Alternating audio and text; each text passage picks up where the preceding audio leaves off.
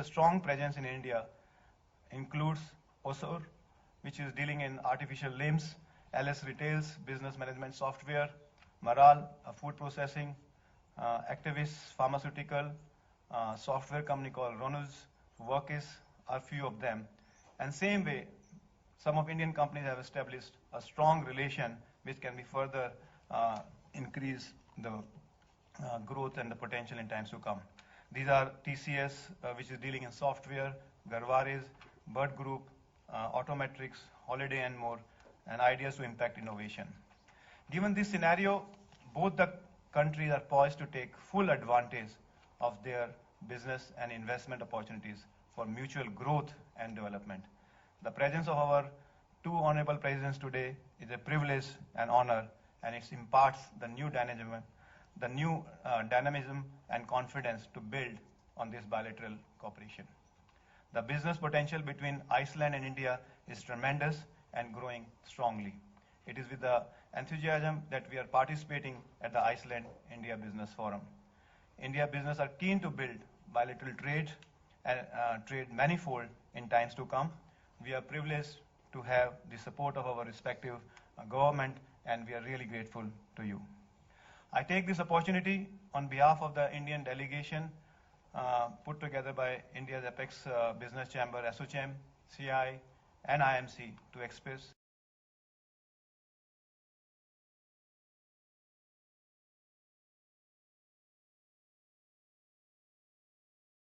sincere gratitude to the dignitaries present here.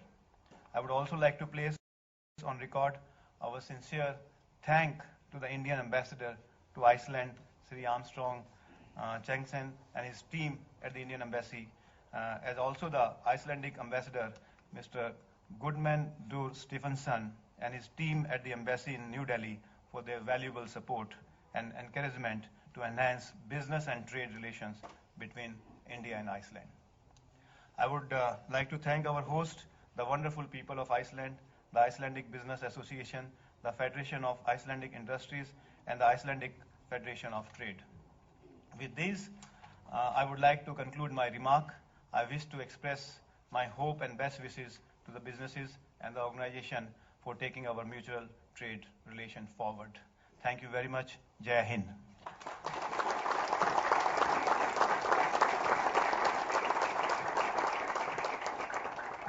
Thank you, Mr. Goenka. I think you're absolutely right that the sectors you mentioned contain enormous potential. And we are lucky enough to have people from most of these sectors from both countries in the room today. So make sure afterwards you meet each other and talk. It is now my honor to introduce the President of Iceland, Mr. Guðni Jóhannesson, a former professor of history who became an expert in the history of the office of the President of Iceland before then running for that office and winning the presidential election in 2016, becoming the 6th President of the Republic. He is an extremely popular president who manages to personally shake hands and pose for selfies with an enormous number of Icelanders each year. It's probably not a model to be copied in India. In my experience, he is also very skillful when it comes to introducing business leaders from Iceland and other countries and engaging them in a conversation about how we can increase trade and cooperation to the benefit of all. Welcome to the podium, Mr. President.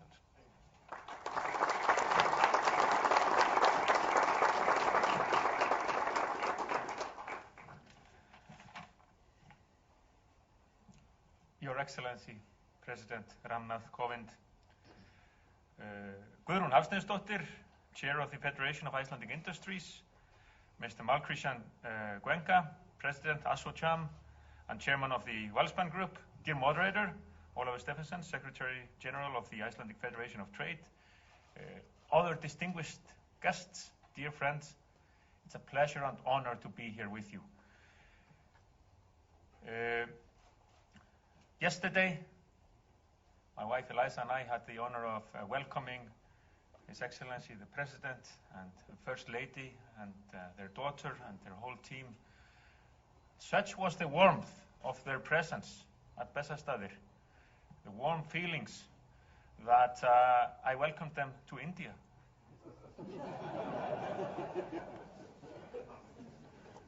The warmth generated was such And I thank His Excellency for indeed the warmth he has brought from his home country, from India. Let's talk business, it is sometimes said. This forum is a venue for just that.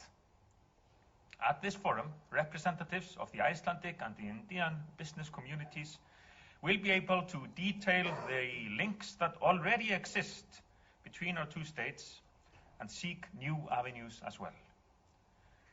Dear friends, I wish you the best of luck in your valuable efforts. Here in Iceland, we know the essence of trade, the essence of connections between our island and the outside world. Indeed, it has been argued, and Ólafur Stephensen mentioned the fact that I am a historian by profession, so a tiny piece of history here.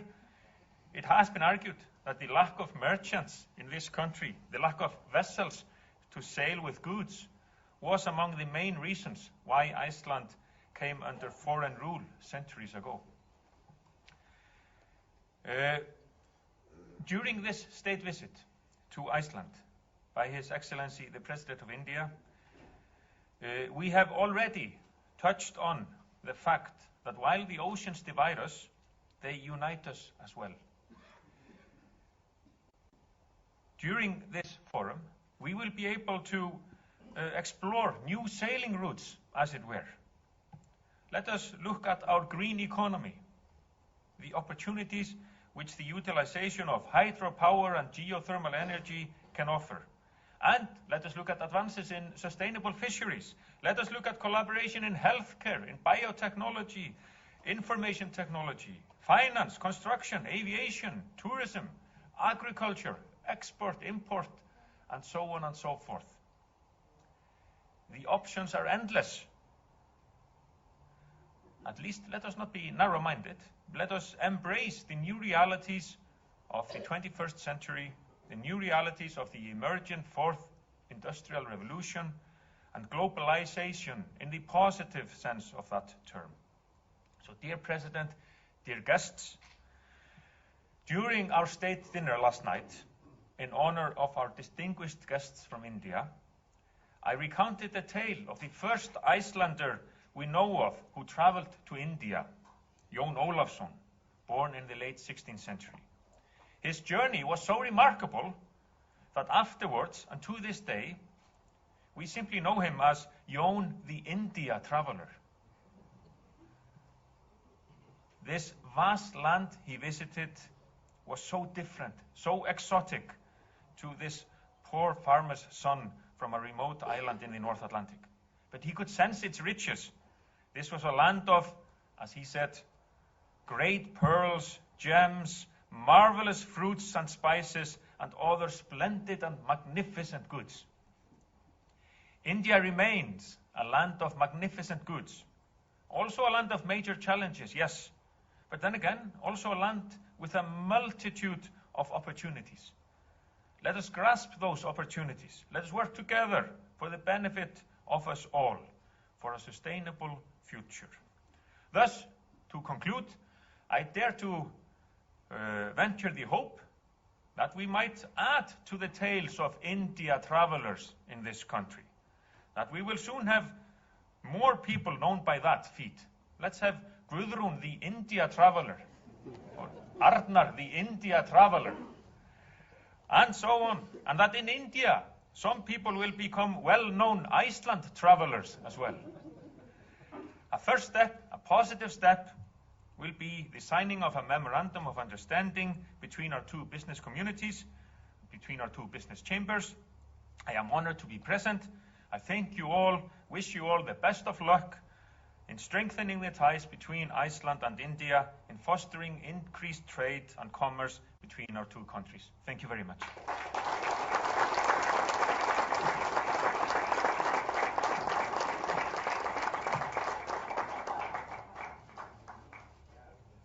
Thank you, Mr. President. After the President of one of the world's smallest democracies, it's time to hear from the head of state of the most populous one. It's my great honor to introduce His Excellency the Honorable Ramnath Kovind, President of India. He's a lawyer, a veteran political representative, and an ardent, long-time champion of equitability in society, and integrity in Indian public life.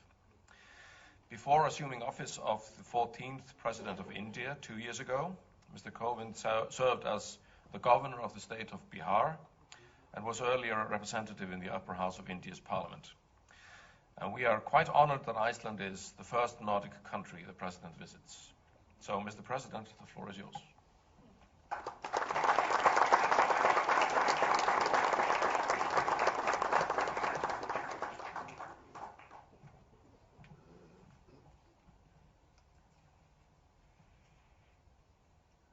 Your Excellency, President Johannesson, Captains of Industry from Iceland and India, ladies and gentlemen, Godan Dain, good morning and namaskar.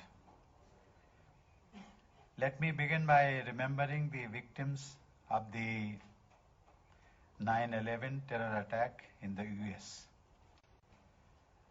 On the occasion, let us once again resolve not to allow these inhuman forces to destroy our peace and harmony. I am pleased to address the India-Iceland Business Forum. I thank President Johannesson for his august presence here. Our joint participation is an indication of our commitment to deepen India-Iceland economic ties. I thank the India-Iceland Business Association, the Icelandic Federation of Trade, the Icelandic India Trade Council, Promote Iceland, the Associated Chambers of Commerce and Industry of India, and the Confederation of Indian Industry, who have come together to organize this forum. We have over 30 companies from India here and many more from Iceland. I am happy about the excellent turnout. Yesterday, I had wide-ranging discussions with President Johannesson. We agreed to take forward and broaden our bilateral ties, in particular trade and investment relations. When we think of India and Iceland, an imagination of distance immediately comes to mind. But think of new age technology, climate smart solutions, and blue economy, and you will realize how close Iceland and India are. India's growth and commitment to sustainability and Iceland's business strengths make for a natural partnership. Iceland's capacity in the fields of geothermal energy, circular economy, financial services, fisheries, food processing, shipping, tourism, and innovation are second to none. It is a pioneer in green technologies, be it carbon capture, energy efficient buildings, or waste to wealth projects. Its economic success is a story that many would like to emulate. India's transformative growth programs such as Digital India, Smart Cities, Clean India, and Next Generation Infrastructure projects present immense opportunities for Icelandic companies. The case for deeper economic interaction between Iceland and India could not be more compelling. Ladies and gentlemen, as with Iceland, Indian economic landscape is also an inspiring one. India is the sixth largest economy in the world today. We have set a target to reach the $5 trillion economy mark by 2025. We are not only the fastest growing major economy, but have also become a leading engine of global growth. We are committed to further reforming our economy and making it even more conducive for business. In the last 5 years, our sustained efforts in this regard have led to a spectacular jump of 65 places for India on the World Bank Ease of Doing Business Index. We have also moved 44 ranks on the Logistics Performance Index. Our seminal reform, the introduction of goods and services tax, has made India into a single tax market for the first time in its history.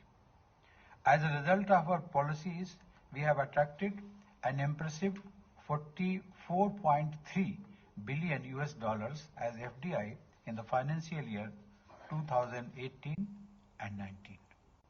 India is growing fast and transforming itself faster. Ladies and gentlemen, as I said earlier, India's growth and Iceland's niche capacities complement each other. There is a scope to enhance economic partnership in several areas, from trade, investments, services to research and innovation. Our bilateral trade figures are modest, but Indian market and Iceland's business strengths can add significant numbers to them.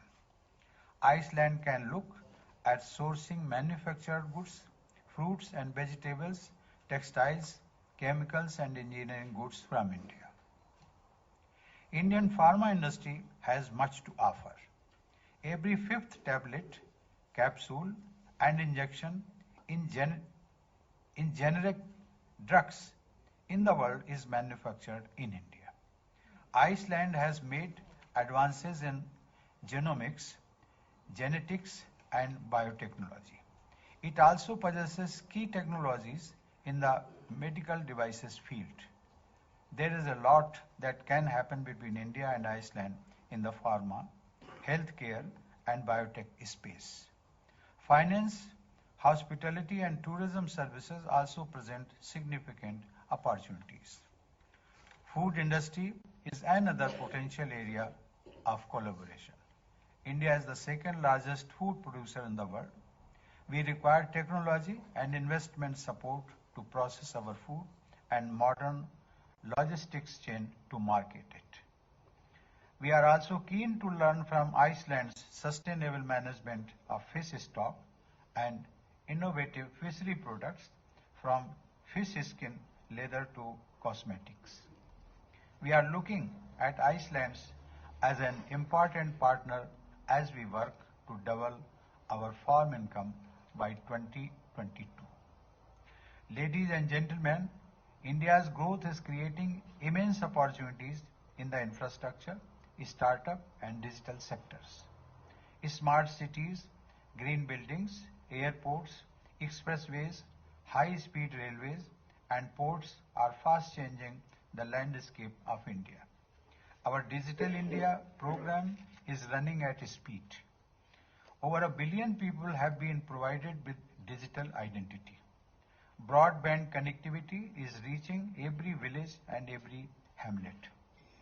With the cheapest data price in the world, public services from banking to municipal documentation are being delivered through the digital highway. India is a world leader in IT services and Iceland a preferred destination for hosting data centers. There are opportunities for the two sides to collaborate in the digital space and in next generation infrastructure projects. Ladies and gentlemen, Iceland is known for renewable energy, geothermal and hydroelectricity. There is a scope for collaboration in this sector as well. India has set itself a target of installing 175 gigawatts capacity of renewable energy by the year 2022 and meeting 40% of its total energy needs from renewable energy by the year 2030.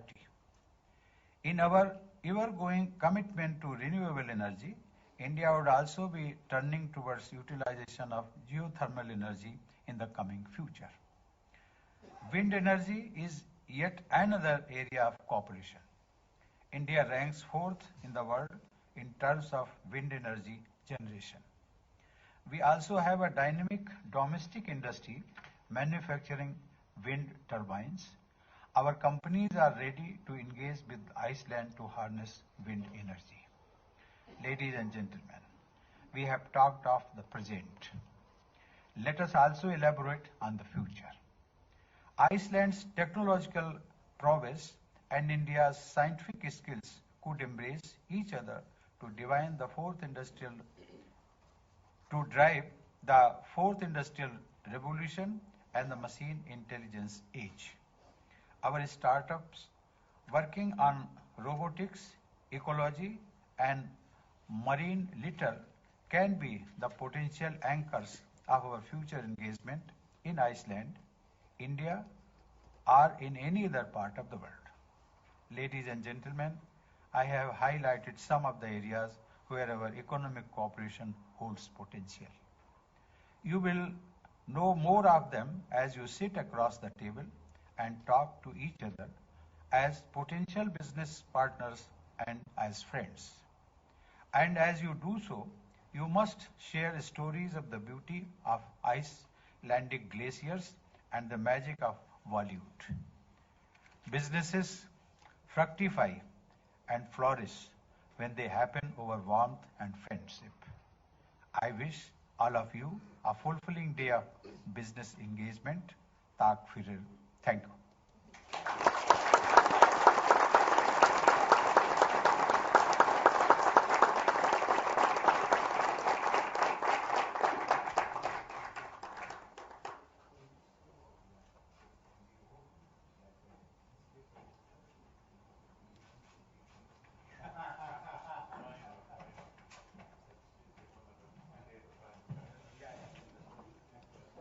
Thank you very much, President Kovind. I agree that the case for increased trade and cooperation between the countries is indeed compelling. And significantly, it's now time for an exchange of memoranda of understanding between 6 Indian and Icelandic business organizations. These documents are about cooperation, the strengthening of ties, exchange of information, and